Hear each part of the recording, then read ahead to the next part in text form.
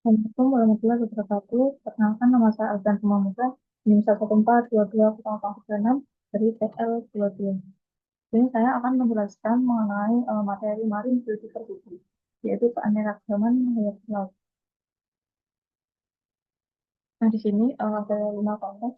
Yang pertama itu adalah definisi, perbandingan keanekaragaman hayati, kemudian keanekaragaman hayati terumbu karang, kemudian keanekaragaman hayati mangrove, dan keanekaragaman hayati Zagreb. Dari definisinya sendiri itu bisa dilihat di sini mulai dari keanekaragaman hayati, kemudian ada tiga tingkat, yaitu tingkat genetik, tingkat spesies, dan tingkat ekosistem. Dari tingkat genetik sendiri itu mulanya terjadi karena keanekaragaman hubungan gen, kemudian munculnya variasi antar individu dalam spesies, kemudian tidak ada individu yang sama persis. Sedangkan yang spesies ini setiap jenis terbentuk atas pengaruh kandungan genetik dan habitatnya, kemudian menunjukkan adanya jumlah dan variasi jenis organisme. Kemudian ekosistem menggambarkan jenis populasi organisme dalam suatu wilayah, kemudian itu juga dengan adanya berbagai faktor abiotik. Selanjutnya ditunjukkan dengan adanya perbedaan komposisi jenis populasi organisme. Nah, di sini dari lingkungan fisiknya itu dipengaruhi dari struktur dan karakteristik komunitas biologinya. Kemudian dari komunitas biologinya itu juga mengubah ciri fisik ekosistem. Dari ketiga komunitas ini, A, B, dan C, ini ada definisinya, yaitu komunitas A itu lebih beragam dari komunitas B. Walaupun mempunyai jumlah jenis yang sama, dari komunitas C itu mempunyai keanekaragaman lebih tinggi dibandingkan dengan komunitas B. Untuk definisinya sendiri itu dari konsep keanekaragaman hayati ini mencakup pemahaman interaksi dan fungsi ini dari semua tingkatan, mulai dari individu hingga keseluruhan ekosistem. Nah, ini itu termasuk perubahan yang berkaitan dengan alam, juga tekanan lingkungan antropogenik.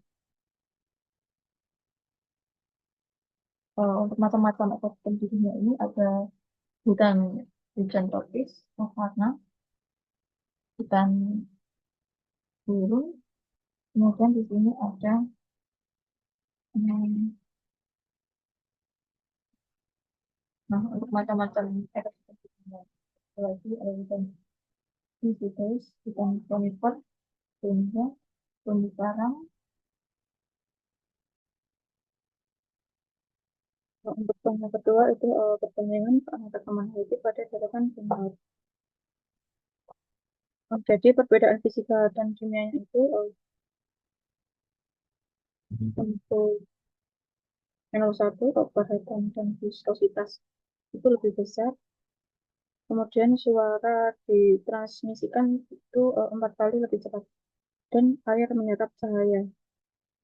Kemudian hasilnya itu material yang kurang terstruktur, langka, kemudian autotrof terbatas pada permukaan laut bagian atas, dan ada sonar komunikasi hewan dalam jarak jauh. Ini ada perbandingan keanekaragaman hayati di darat dan di lautan. Nah, dari spesies-spesiesnya itu diketahui ada 85% itu spesies terestrial. Kemudian ada banyaknya kelas filum itu ada 32. Yang ditemukan di daratan itu hanya 12. Nah, sedangkan untuk perbandingan keanekaragaman hayati struktural dan fungsional, itu yang pertama ada kurangnya tanaman berukuran besar, autotrof yang didominan oleh organisme mikroskopis. Dan yang di darat ini habitatnya strukturnya itu seringkali berupa tumbuhan. Jadi ada juga di padang rumput. Nah, di daratan itu tuh membahas mengenai terumbu karang, gambaran tiram, terumbu karang lagi, dan jadi Herbivora dominan itu juga bersifat mikroskopis. Dari tanaman daratnya itu jarang dikonsumsi, adanya itu tumbuhan laut mikroskopis lalu dikonsumsi seluruhnya. Jadi, hmm,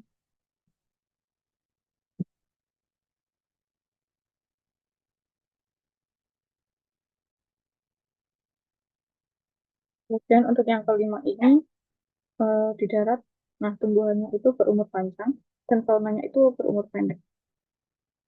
Sedangkan di lautnya itu eh, berumur pendek.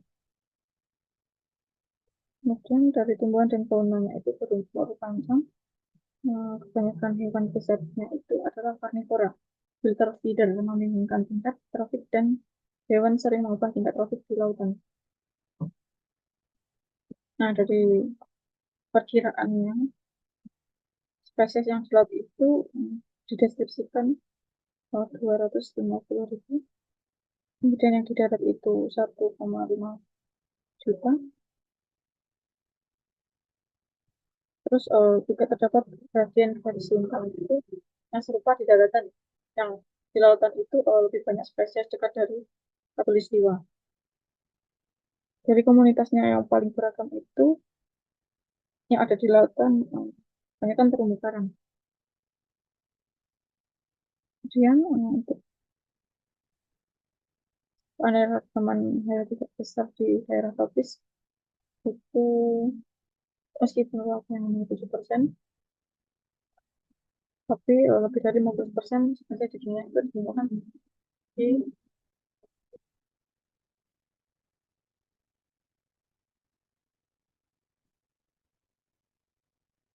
banding untuk meningkatkan daratan itu. Penerimaan hayati laut pada ekosistem pesisir menghasilkan berbagai jasa ekosistem yang penting bagi manusia. Ini ada sumbernya. Kemudian dari terumbu karang ini ada pelindung pantai, spawning, nursery, dan feeding ground.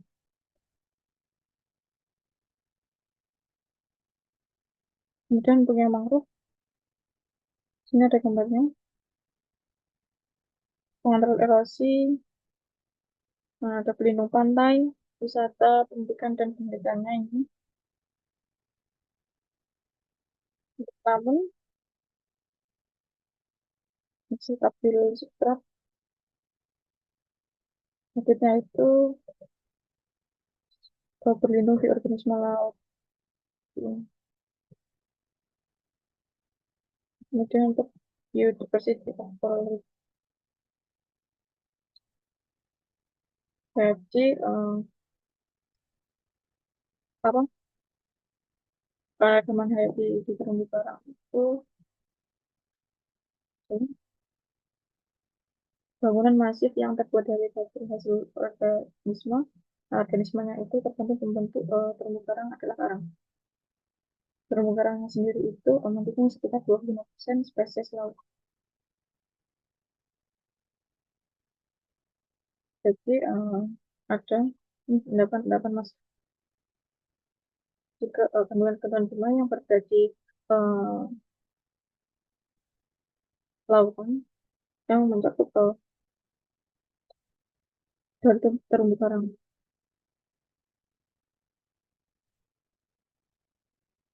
Ini dari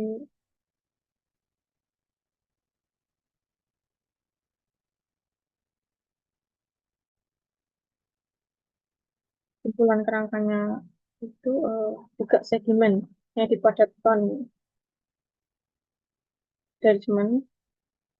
Ini ada fitur konveksi tahan gelombang. Terbentuk utama oleh sarang alga, spon, dan organisme lainnya. Ada karang pembentuk terumbu mempunyai alga simbol simbiosis yang dikenal sebagai eucentelin.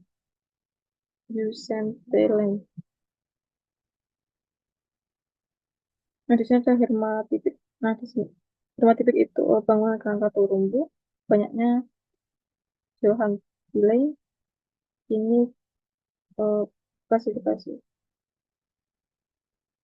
Kemudian ada hermafrodit. Ini bukan pembentuk kerangka.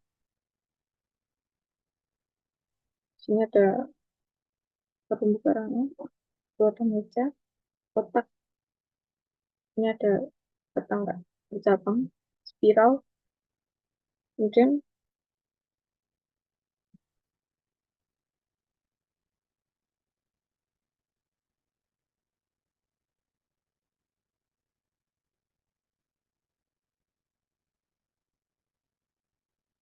karang masif, karang padat, karang samur, sempit, karang submasif, semi padat,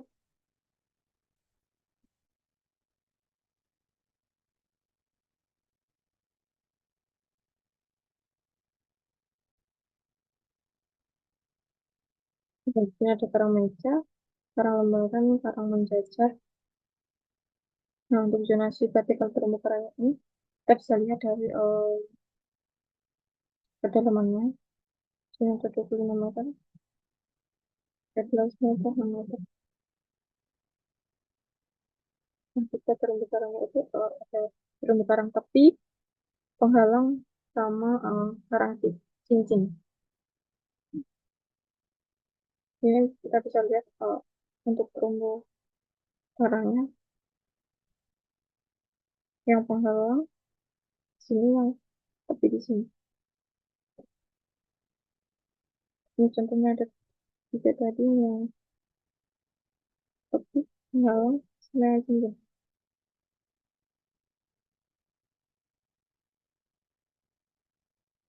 Dan ini ada kedalamannya.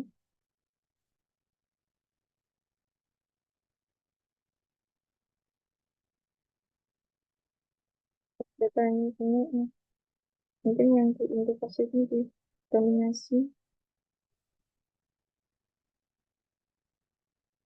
adanya kerangka yang ada di laut.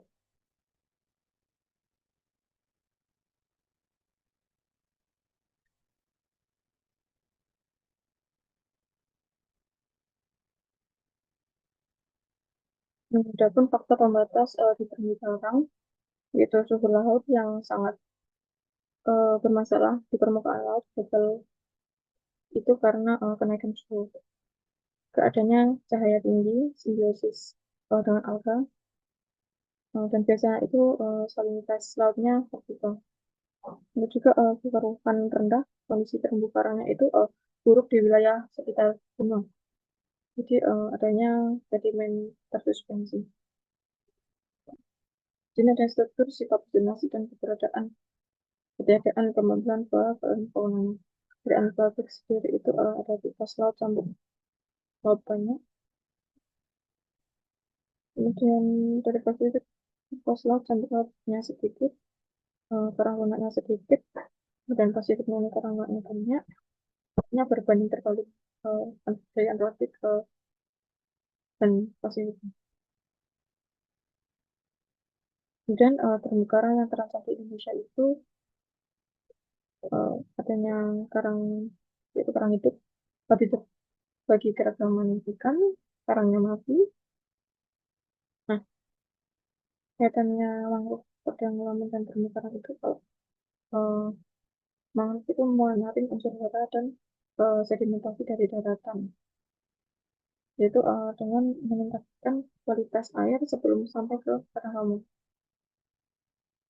Sedangkan padang lamun itu selanjutnya menyaring unsur hara dan sedimentasi sebelum membebani terumbu karang atau meningkatkan kualitas air. Kemudian ke terumbu karang itu bertindak sebagai penyangga untuk memecah tenaga gelombang sebelum mencapai padang lamun dan tegangan mangrove. Jadi menjaga keutuhan gelombang. Nah, di sini ada macam-macam ekosistem di dunia, yaitu mangrove.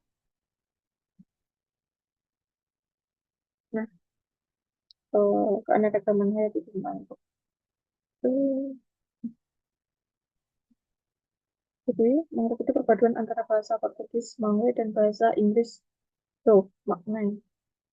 Nah, bahasa Melayu guna mas mangi-mangi yang digunakan untuk menerangkan marga Avicennia masih digunakan sampai saat ini di Indonesia sebagai bagian timur.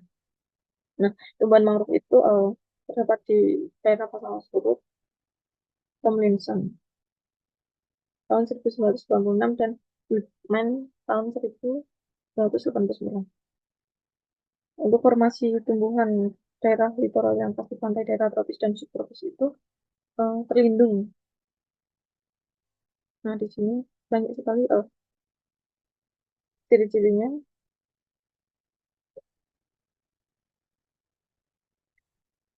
Kemarau sendiri itu mempunyai berbagai fungsi, yaitu untuk melindungi pantai, penghasil bahan organik, tempat berlindung berbagai jenis binatang, tempat memijah berbagai jenis ikan, udang, dan lain-lain yang ada di pantai sebagai pelindung. Juga mempercepat pembentukan lahan baru, penghasil kayu bangunan, kayu bakar, kayu arang, dan panen. Ini ada ekosistem laut. Jadi lamun sendiri itu tumbuhan halofit submersible atau seluruh bagiannya itu tenggelam dan menempati substrat dasar yang lunak seperti pasir dengan kadar lumpur relatif rendah. Namun itu juga tumbuhan berbunga yang tenggelam di dalam air biasanya itu hidup di dalam teluk, laguna, dan perairan pantai dangkal.